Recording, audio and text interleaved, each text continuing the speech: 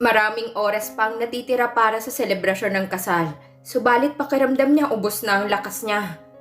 Inaantok ka na? Tanong ni Tristan, kaya napaayos ng upo si Isabel. Huwag kang mag-alala, hindi ka nag-iisa. May 2 oras pa bago matapos to, kaya sulitin mo na. Maaga pa rin ako sa opisina bukas at... Anong maaga sa opisina? Kapwa sila napalingon sa gilid ng stage nang marinig ang pamilyar na boses. Sa kabila ng maingay na musika at malakas na boses ng MC, hindi nila akalain na maririnig pa ni Lolo Berhel ang pinag-uusapan nilang dalawa. Naglakad ito palapit sa gawin nila at tinapik ang parehong balikat. Apo, hindi mo kailangan pumasok agad sa opisina. Kasal nyo ngayon, pero trabaho na agad ang nasa isip mo? Mali naman yata yun. Lolo, importante ang meeting na kailangan kong daluhan. Hayaan mong ako nang umasikaso nun.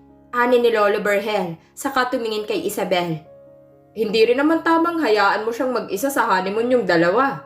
Napahawak sa sentido si Tristan dahil nababatid niyang isa ito sa pinakahihintay ng kanyang lolo. Pwede naman sigurong sa ibang araw na lang yan. Ani ni Tristan, saka tumingin kay Isabel para sumenyas na tulungan siya sa pagkumbinsi sa lolo niyang magbago ng isip, pero mukhang hindi yata nito makuhang nais niyang mangyari. No! Final na ang desisyon ko. Tradisyon ito ng bagong kasal kaya sundin nyo. Hindi naman matagal ang 1 linggo sa inyo. Ito na lalong nagpabagsak sa balikat ni Tristan. 1 week? Seriously? Ngumiti ng nakakaloko si Lolo Berhel. Oh, hindi ko pa ba nababanggit? 1 week ang honeymoon nyo. Regalo ko yan para sa inyo. Abot langit ang ngiti ni Rhea habang pinagmamasdan ng bagong kasal na nagsusubuan ng cake sa harap ng maraming tao. Kitang-kita niyang ilangan ng dalawa na idinadaan na lang sa biro ng MC. Dahilan para madalang mga nanonood sa kanila na natutuwa at kinikilig sa nakikita. Ngayon ko lang napansin, bagay pala talaga silang dalawa. Komento ni Toyang, isa sa mga kasambahay sa mansyon. Halatang nahihiya si Isabel pero natural naman yung kilos ni Sir Tristan, kaya ang cute nila tingnan. Correct ka dyan, Ate Toyang, parang mga teenager lang na naset up sa marriage booth, ano? Natatawang pagsang-ayon ni Rhea at nahinto nang may napagtanto sa sinabi niya. Kayo ho, sa tingin nyo, posible kayang dumating ang araw na mahuhulog sila sa isa't isa? Aba, hindi malhabo. Agad na pagsang-ayon ng mga ito na hindi naman tinutulan ni Rhea dahil kahit siya nakikitang magkakaroon ng malalim na ugnayan ng dalawa. Baka naman pwedeng wag niyong pag-usapan ang bagay na yan dito. Natigil ang kanilang kwentuhan dahil sa boses ni Manang Rosa na wala sa isip ni Rhea na kasama pala nila sa mesa ang kanilang mayordoma. Maraming bisita, malaking gulo kapag may nakarinig sa usapan nyo. Agad naman silang humingi ng pasensya at itinikom ng bibig para sa kanilang kapakanan at ng bagong kasal. Wala namang may gustong sirain ng okasyong ito. Kaya naman ibinalik na lang nila ang atensyon sa nangyayari sa gitna. Pasimple namang tumayo si Rhea sa kanyang kinauupuan para pumunta sa chocolate fountain na kanina pa niya gustong lapitan. Pero dahil sa dami ng bata kumpul-kumpul kanina, hindi niya magawa. Nahihiya siyang makisingit at makigulo sa mga ito kanina. Wala nang marshmallow. Bumagsak ang balikat ni Rhea nang walang maabutang marshmallow para ipangsawsaw sa tsokolate. Halos puro prutas na nasa stick lang ang naiwan na hindi naman niya gusto. Pero wala siyang ibang choice, kundi ang kumuha na lang ng isa para sana tikman. Pero nagawi ang tingin niya sa catering, kung saan may mga ilang tao pang mga kumukuha ng pagkain. Napadaan ang tingin niya sa Shanghai at dahil mahilig siya sa pag-eksperimento, agad siyang kumuha ng isa at bumalik sa chocolate fountain. Tumingin si Rhea sa paligid para masigurong walang ibang tao, bago siya sumawsaw sa tsokolate. Isinubo, nginuya at pilit inintindi ang lasa. Hindi na masama, bulong ni Rhea, bago napagpasyahang umulit at nang isusubo na niyang huling parte, natigilan siya nang makitang isang pamilyar na lalaki na nakatingin sa kinatatayuan niya. Bakas sa mukha nitong pandidiri at dahil malapit lang ito sa kanya, napakalinaw na komento nito sa nasaksihang eksperimento ni Rhea. Disgusting. Nito bago tumalikod at maglakad palayo. Halos gumuho naman ang mundo ni Rhea dahil sa narinig na sinabi ng taong matagal na niyang hinahangaan. Si Javier Vasquez, ang pinsan ng kanyang amo. Matagal na niyang hinihiling na sana'y mapansin siya nito. At natupad na yun ngayon. Hindi nga lang magandang dahilan. Mula sa balkonahe ng rest house, tanaw na tanaw ni Isabel ang dagat sa di kalayuan sa kinatatayuan niya. Malakas ang hampas ng alon na tila isang musika sa pandinig niya at pakiramdam niya. Bumalik siya sa probinsya nila dahil sa kalmado at preskong hangin dito sa islang tinutuluyan nila. Gusto mo na bang bumaba? Napalingon si Isabel sa likuran ng marinig ang tanong ni Tristan. Pwede na ba? Sure, pero hindi kita masasamahan ngayon. Magpapahinga muna ako. Nito saka dumiretso sa kwarto dalang gamit nito. Napalabi si Isabel at nakaramdam ng konsensya. Alam niya kasing labag sa kalooban nitong pagpunta nila dito sa isla at napilitan lang dahil kay Berhel na nag-asikaso ng lahat mula sa kasal at sa honeymoon nila. Dala ang bag, dumiretso si Isabel sa pasilyo kung saan nagtungo si Tristan at nagtaka siya kung bakit nakatayo lang ito sa harap ng silid na nasa harapan nito. Isa lang palang kwarto. Nito saka siya nilingon. Isa lang din ang kama sa loob. Taka namang tumingin si Isabel sa loob ng silid at nakita nga ang isang malaking kama. Kasya naman ho siguro tayong dalawa dun sa kama. Hindi naman ho ako malikot matulog. Hani ni Isabel. Pero laking pagtataka nang makita ang salubong na kilay ni Tristan. Itatanong pa lang niya sana pero bigla rin niyang naalala. Sorry, hindi pa kasi ako sanay na hindi gumamit ng pot-opo sa inyo. Are you serious? Papayag kang iisang kama lang tayo? Natigilan si Isabel, saka binalikan tingin sa kama. Ayos lang naman po sa akin ang may katabi. Hindi naman po ako maarte pagdating sa makakatabi ko. Isabel, hindi yun ang issue dito. Hanin ni Tristan na nagpakawala na lang ng isang malalim na buntong hininga bago siya senyasan na pumasok na sa loob ng kwarto. Sige na, pumasok ka na sa loob. Doon na lang muna ako sa sala. Sir, bakit? Ayaw niyo po ba ng may katabi? Takang tanong ni Isabel. Kung ganoon po, ako na lang po ang pupwesto sa sala at kayo na lang dito sa kwarto. Nakakatulog naman po ako kahit sa ang pwesto o lugar. Matagal bago nakatugon si Tristan dahil hindi rin naman niya gustong matulog sa sala. Labag na nga sa loob niyang magpunta sa islang 6 na oras ang biyahe. Sa sala pa siya matutulog. Kaya naman pumayag na rin siya dahil sa kagustuhang makapagpahinga ng maayos at matiwasay. Samantala hindi na muna nag-abalang ayusin ni Isabel ang mga gamit niya dahil tila inaakit na siya ng dagat para magtungo sa ibaba. Hindi na siya nag-abalang magsuot pa ng sapin sa paa dahil puting buhangin naman ang aapakan niya. Malinis ang paligid at napaka-preskong hangin ang siyang sumalubong sa kanya pagdating sa tabing dagat. May ilang mga taong nagtatampisaw at nagbibilad sa ilalim ng araw. Napangiti si Isabel dahil ang makapunta sa ganitong kagandang isla ay isa sa mga pinapangarap niya noon na akala niya suntok sa buwan. Pakiramdam niya hanggang ngayon panaginip lang ang lahat ng nangyayari sa kanya. Hindi siya makapaniwala na sa isang iglap, mayroon na siyang asawa at ang amo niya pa ang taong mapapakasalan niya. Bakit pa umalis ka agad? Napalingon si Isabel sa likuran nang marinig ang boses ni Tristan na nakakunot pa rin ang noo. Kanina pa ako tawag ng tawag sa'yo, wala na pala akong kasama sa loob. Sir, ang akala ko po kasi gusto niyong magpahinga, kaya iniwanan ko muna kayo. Ilang beses ko bang dapat ulitin? Nito, wag mo na akong tawaging sir at wag mo na akong gamitan ng po at opo. Dapat mong sanahin ang sarili mo kung ayaw mong may makaalam ng totoo. Napangiwi si Isabel. Bigyan niyo po ako ng isang araw. Promise, bukas na bukas wala na po kayong... Ang ibig kong sabihin, wala na kayong maririnig na po at opo sa akin kapag kakausapin kayo. Isama mo na rin ang sir. Opo, sir. Kinagat ni Isabel ang dila niya bago linawin ang binigkas niya. Oo, Tristan. Tumango ito saka tumingin sa relo. Anyway, mamayang 6:00 ng hapon magpapagising ako sa'yo. Yun lang ay kapag hindi ako nagising sa tunog ng alarm clock ko. May importanteng meeting ako at kailangan kong umattend. Ha? Ibig sabihin uuwi kayo? Ang layo ng biyahe, online meeting. Paglilinaw ni Tristan. At tungkol naman sa pagkain natin, don't worry. May magde-deliver naman mamaya sa tinutuluyan natin. Kaya di mo na kailangan magluto para sa hapunan.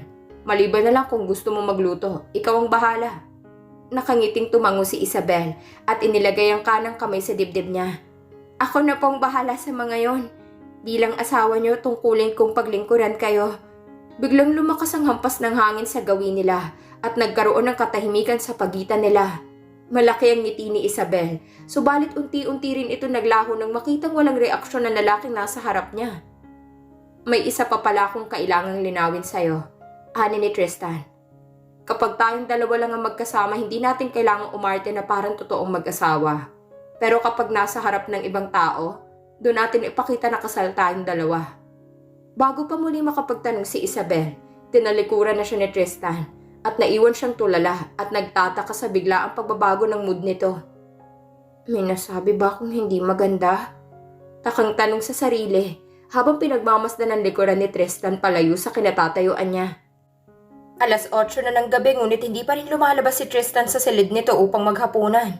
Walang ideya si Isabel kung tapos na ba ang online meeting na dinaluhan nito o hindi pa dahil nahihiya siyang kumatok sa pinto, baka makaabala. Wala siyang maisip na ibang paraan kundi ang hintayin na lang itong lumabas bago galawin ang mga pagkain na nasa kanyang harapan.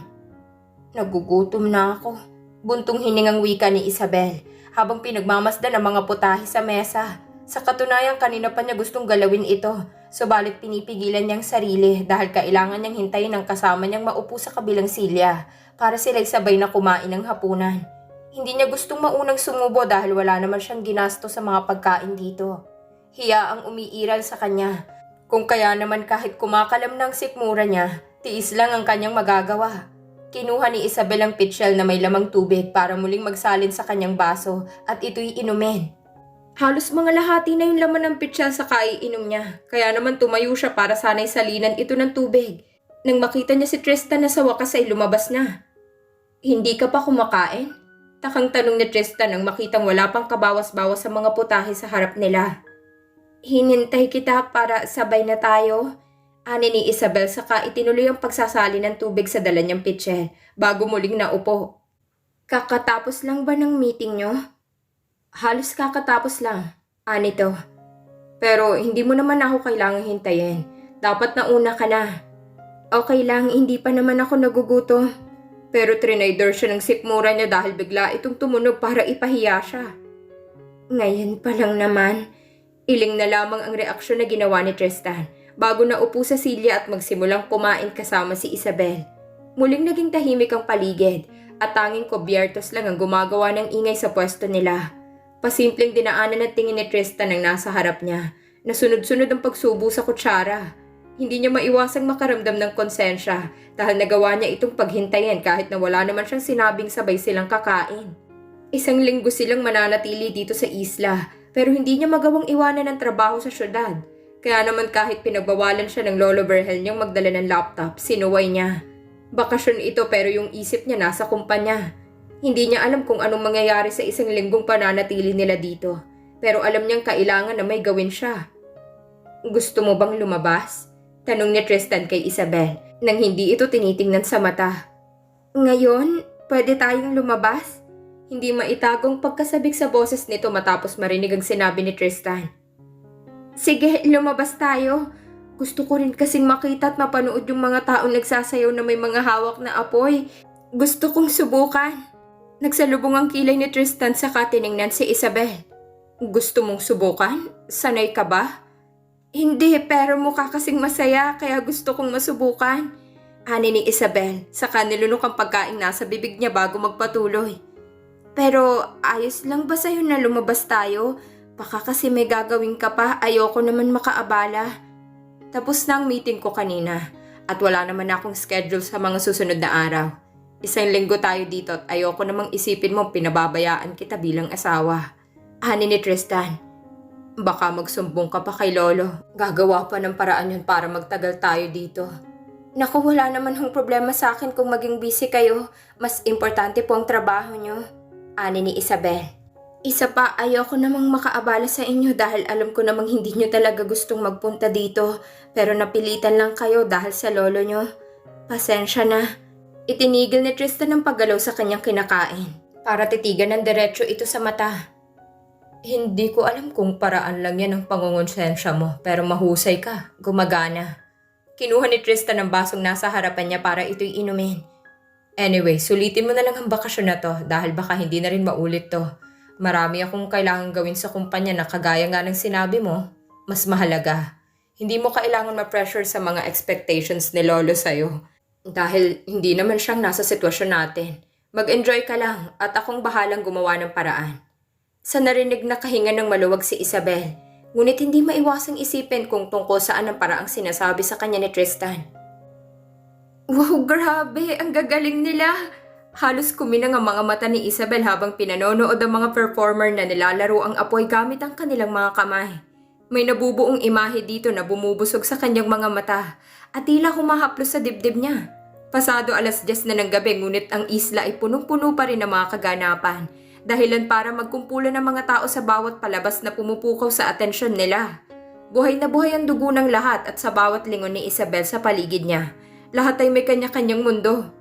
Alam niyo, sa probinsya namin, ganitong oras tulog na ang lahat ng mga tao. Kuliglig na lang ang maririnig niyo dahil ang tahimik na ng paligid. Kwento ni Isabel kay Tristan na nasa tabi niya. First time kong maranasan ng ganito. Masaya pala talaga. Anong masaya sa ganitong kaingay at karaming tao? Tanong ni Tristan, saka ininom ang hawak niyang cocktail. Bakit? Hindi ba kayo nag-e-enjoy? May halong panghihinayang na tanong ni Isabel. Sorry, napilitan na naman kayo nang dahil sa akin. Wala kang dapat ihingi ng tawad. Tungkulin ko to bilang asawa mo. Casual nitong sagot.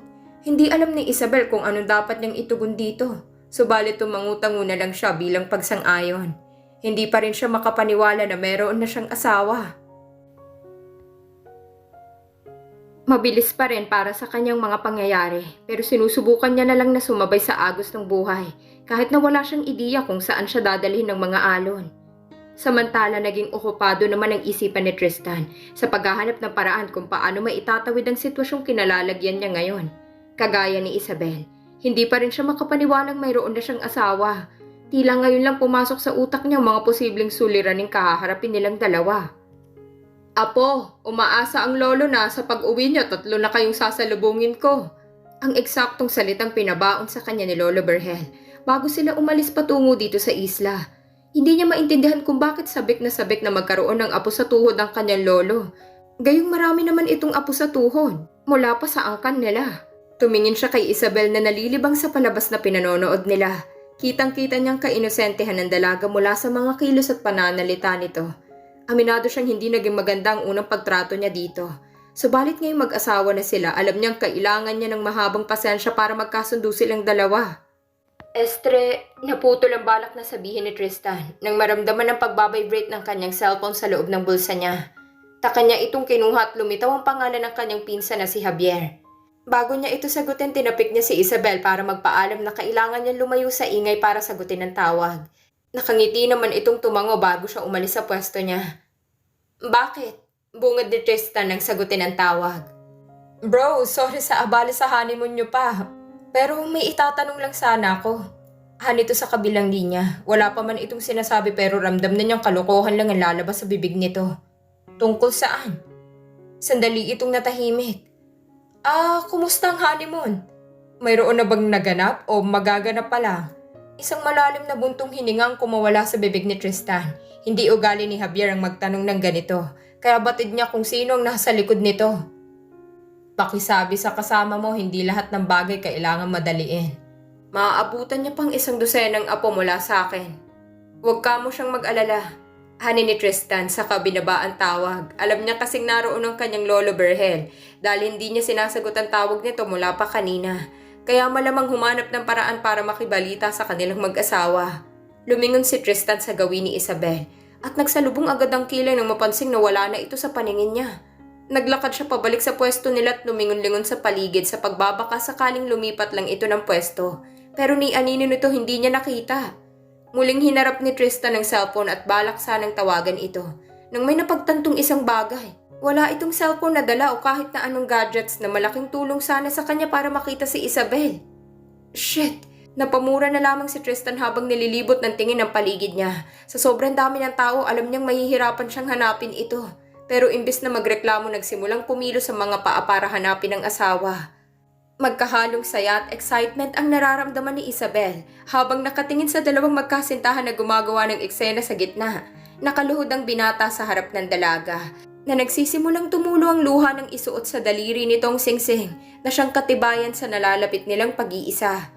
Nagpalakpakan ng mga tao dahil sa naging resulta ng sorpresa ng binata sa kasintahan niya habang mayroon namang umiiyak na magulang dahil sa sobrang tuwa. Ang galing! Komento ni Isabel na nakikipalakpak na rin, kasamang mga estranghero sa paligid niya. Ngayon lamang siya nakasaksi ng marriage proposal. At hindi niya maalis-alis ang ngiti sa labi habang pinanonood ang nangyayari sa gitna. Salamat po sa lahat. Maraming salamat po sa tulong niyo. Halos mapunit naman ang labi ng binata habang pinasasalamatan ng mga taong tumulong sa sorpresang ito. At kasama doon si Isabel na may hawak na light stick na dagdag sa palamuting nakapalibot sa magkasintahan. Masaya namang nagsialisa ng mga taong tumulong at hindi nakalimutang batiin ang magkasintahan na ngayon ay engaged na. Hi! Congratulations sa inyo! Nakangiting bati ni Isabel sa dalawa nang lapitan niya ito. Masaya ako para sa inyong dalawa. Salamat sa tulong niyo, miss. Pasensya na rin kung nakaabala. Naiilang na tugon sa kanya ng lalaki. Naku, walang problema. Hindi naman ako naabala eh. Nagpapasalamat pa nga ako dahil nakasaksi ako ng ganito kagandang proposal. Nakakakilig kayo. Ani ni Isabel na siyang ikinatuwa ng magkasintahan. Balak niya pa sanang makipagkwentuhan pero tinawag na sila ng pamilya nila. Kaya nagpaalam na rin si Isabel sa mga ito. Hindi maalis ang ngiti sa labi ni Isabel dahil hindi rin maalis sa isip ang nasaksihan kanina. Sa mga pelikula niya lamang yun napapanood at hindi siya makapaniwala na sobrang iba pala sa pakiramdam kapag nasaksihan iyon mismo ng sariling mata dahil para bang may mga paru-parong nagliliparan sa tiyan niya. Hindi niya yun naramdaman noong kasal nila ni Tristan. Tanging nervyos, pagod at kabalang ang dinala nito sa kanya. Teka, saan nga ba yun? Huminto si Isabel mula sa paglalakad at inaalala kung saan siya dumaan kanina. Pero sa dami ng mga tao sa harap niya, hindi niya na matandaan kung saan na niya hahanapin ang pwesto kanina. Mayroong fire dancer na nagpe-perform malapit sa kinatatayuan niya. Subalit hindi itong pinanonood niya bago siya umalis kanina. Hi there!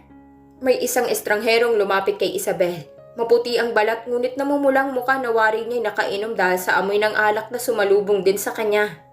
Kanina pa kita tinitingnan mula sa malayo at base sa ekspresyon ng mukha mo may problema ka. Maaari kitang tulungan kung gusto mo. Hindi. Ayos lang naman ho ako. Nakangiting tugon ni Isabel. May kasama naman po ako kaya wala kayong dapat ipag-alala. Salamat po. Natawa ito ng bahagya sa kanapakamot sa ulo nito. Bakit mo ako ginagamitan ng po? Mukha ba akong matanda? Sunod-sunod na umiling si Isabel. Naku, hindi naman sa ganon. Nasanay lang akong gumamit ng pot-opo sa mga hindi ko kilala. Pasensya na. Ganun ba? Di hayaan mo ako magpakilala sa'yo. Inilahad nito ang kanang kamay sa harap ni Isabel. My name is George. What's yours? Napakurap si Isabel. Hindi alam kung tama bang pagkakaintindi niya na tila tinatanong din ang pangalan niya. Ako si Tristan. Kapwa sila nagulat sa biglang pagsingit ng isang lalaking tumabi kay Isabel. Tinanggap nito ang kamay ng nagngangalang George. Asawa niya. Nagkaroon ng sandaling katahimikan sa pagitan nila hanggang sa nagpakawala ng tawa si George bago bawiin ang kamay niya. Oh, I see. Tumangu-tangu ito sa katinapunan ng tingin si Isabel na baka sa mukha ang pagtataka. Upang makasiguro tinanong niya ito. Asawa mo talaga siya? Nagsalubong ang kilay ni Tristan sa narinig, ngunit bago pa siya makapagsalita sinagot na ito ng katabi niya. Oo, asawa ko nga siya. Inangat ni Isabel ang kanang kamay upang ipakita ang singsing sa daliri niya. Kasal kaming dalawa. Well, okay, sige, naniniwala na ako. Nito na mukha namang kumbinsido na sa nakita. Muli niyang hinarap si Tristan. Sige bro, pasensya na sa abala. Pakiingatan na lang si Miss, baka may ibang makakuha. Naikuyom ni Tristan ng kamao at matalim na tinitigan ng lalaking lumapit kay Isabel na naglakad na rin palayo sa kanila. Hindi niya alam pero isang insulto para sa kanyang sinabi nito. Tristan, rinig ni Tristan mula sa likuran niya. Sorry kung hindi ako nakapagpaalam sa'yo agad kanina. Ayoko kasi abalahin ka sa kausap mo sa telepono. Humugot ng isang malalim na buntong hininga si Tristan bago lingunin si Isabel. Bumalik na tayo sa rest house. May kailangan tayong pag-usapan. Wika ni Tristan saka ito nilagpasan. Ngunit agad rin huminto na may napagtanto. Nilingon niya ang asawa saka hinawakan ng kamay bago magpatuloy sa paglalakad pabalik sa kanilang tinutuluyang bahay. Inilapag ni Tristan ang isang papel sa mesang nasa pagitan nila at isang ballpen na gagamitin ni Isabel para pirmahan ng isang confidential na kontratang sila lang dalawang makakaalam. Isa yung kasunduan para sa ating dalawa, hanin ni Tristan, saka naupo sa silyang kaharap ni Isabel. Kailangan ko ng pirma mo para sa katibayan na pareho tayong sang-ayon sa mga nakasulat dito. Napalunok si Isabel habang tinititigan ng mga letra sa papel na nasa harapan niya. Hirap siyang intindihin ng mga ito dahil sa paningin niya. Naghahalo-halong mga nakasulat dito. Napansin naman yun ni Tristan na hindi nagdalawang isip na ipaliwanag kung tungkol saan ang kontratang inilapag niya sa harap ni Isabel. Sa mga nakasulat sa papel na yan, hindi lang ako ang makikinabang niyan. Tayong dalawa. Panimula ni Tristan, saka itinurong numero na nakalahad sa gitna ng isang pangungusap. 2 years. Sa loob ng 2 taon kasal tayo at masaya ang pagsasama natin dalawa. Kailangan nating paniwalain si Lolo na unti-unti tayong nagkakasundo at nahuhulog sa isa't isa. Pero sa bandang huli, maghihiwalay din tayo dahil sa isang malaking problema. Kailangan natin mag-divorce. Hindi nakapagsalita si Isabel dahil unti-unti niya pang pinoproseso sa isip ang mga salitang naririnig niya. Marami siyang katanungan pero pinili munang itikom ang bibig at hinayaan ang sariling makinig. Alam kong nalilito ka sa gusto kong mangyari, pero hayaan mong ipaliwanag ko sa iyo ng mabuti. Tumayo si Tristan sa kinauupuan nito para lumapit sa tabi ni Isabel. Kasal na tayo at gamit mo na rin ang apelyido ko. May asawa na tayo sa paningin ng iba, pero hindi natin kailangan sundin ang lahat ng gustong mangyari ni Lolo. Bibigyan kita ng kalayaan at ganun rin ang gagawin mo sa akin. Gawin mo ang gusto mo at gagawin ko rin ang gusto ko. In short, wala tayong pakialamanan sa isa't isa. Pero yun lang ay kung tayong dalawa lang ang magkasama. Anong ibig mong sabihin? Hindi ko maintindihan, pasensya na. Ang ibig kong sabihin, sa harap lang tayo ni Lolo kailangang umarte bilang mag-asawa. Kung kinakailangan, isama na rin natin ang mga bisita na dumalo sa kasal natin para walang maging problema. Pagpapatuloy ni Tristan. Alam kong marami ka pang gustong gawin at ganun rin ako. Pareho tayong naipit dito at wala tayong choice kundi sundin ang nais mangyari ni Lolo. Pero papayag ka na lang ba na kontrolin ang buhay mo ng ibang tao? Napatungo si Isabel. Hindi niya alam ang sasabihin niya. Totoong pareho nilang hindi gustong sitwasyong kinalalagyan nila ngayon.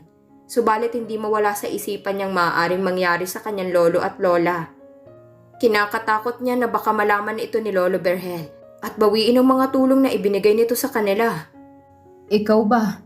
Gusto mo na bang magkaroon ng anak? Napaangat ang tingin ni Isabel.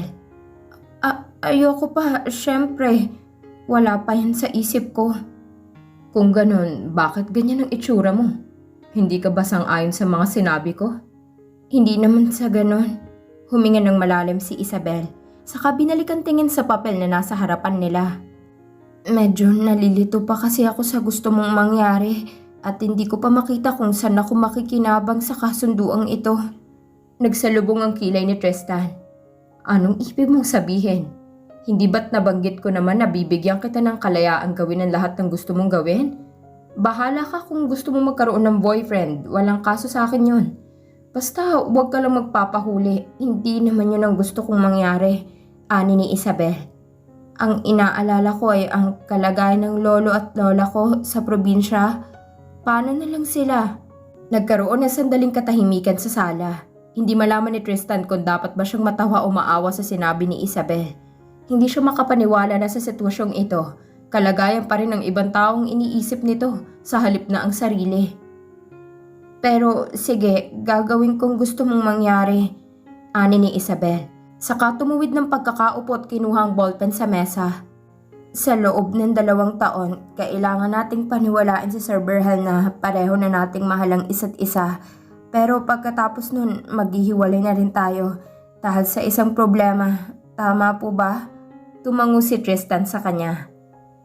After 2 years, magpapal na tayo ng divorce. Wala pa akong naisip na dahilan para sa paghihiwalay natin, pero madali na lang yun gawa ng paraan. Tumango si Isabel. Sa 2 years na yon, siguradong may naipon na akong pera para sa mga gastusin kina lolo at lola. Pasensya na kanina sa sinabi ko. Mali na sa lolo nyo lang ako nakaasa. Hindi kumibo si Tristan at nanatili ang mga tingin kay Isabel na tila ba nagdadalawang isip akong pipirma. Pero maitanong ko lang, bakit po pala 2 years ang napili niyong taon para sa diborsyo? Masyadong mabilis ang 1 taon at mahaba naman kung 3 taon. Kaya sa tingin ko, sapat na ang 2 years para mapaniwala si Lolo na minahal natin ang isa't isa. Pero hindi nag-work kaya pareho tayong magdedesisyon na maghiwalay. Tugon ni Tristan. Kung may mga tanong ka pa, itanong mo lang at sasagutin ko para malinawan ka. Segundo bago muling makapagsalita si Isabel. Pwede ko po bang itanong kung bakit nyo naisip gawin tong kasunduan? Simple lang, dahil ayokong makulong tayo ng matagal sa sitwasyong pareho nating hindi gusto. Casual na tugon ni Tristan bago umalis sa kanyang kinauupuan. Maaaring hindi mo pa makita ang totoong kahalagahan ng pagpapakasal, pero alam kong darating ang panahon na questionin mo ang sarili mo kung bakit ka pumayag sa kasal na to. Kaya naman hanggat maaga, kailangan nakaplano ng lahat para pareho tayong walang pagsisihan sa hinaharap. Sa narinig unti-unting nalinawan si Isabel sa gusto nitong mangyari at napagtanto na tama ngang makikinabang din siya sa kasunduang pinag-uusapan nila. Kaya naman hindi na siya nagdalawang isip na lagdaan ng papel na nakalapag sa harapan niya. Samantala kinuha naman ni Tristan ang pagkakataong yun para matitigan ng matagal ang babae sa kanyang tabi upang masiguradong walang mangyayaring komplikasyon sa kanilang kasunduan. Itinatak sa isip na kailanman, hindi niya hahayaan ang sariling magkaroon ng delikadong relasyon at koneksyon kay Isabel sa kanyang asawa.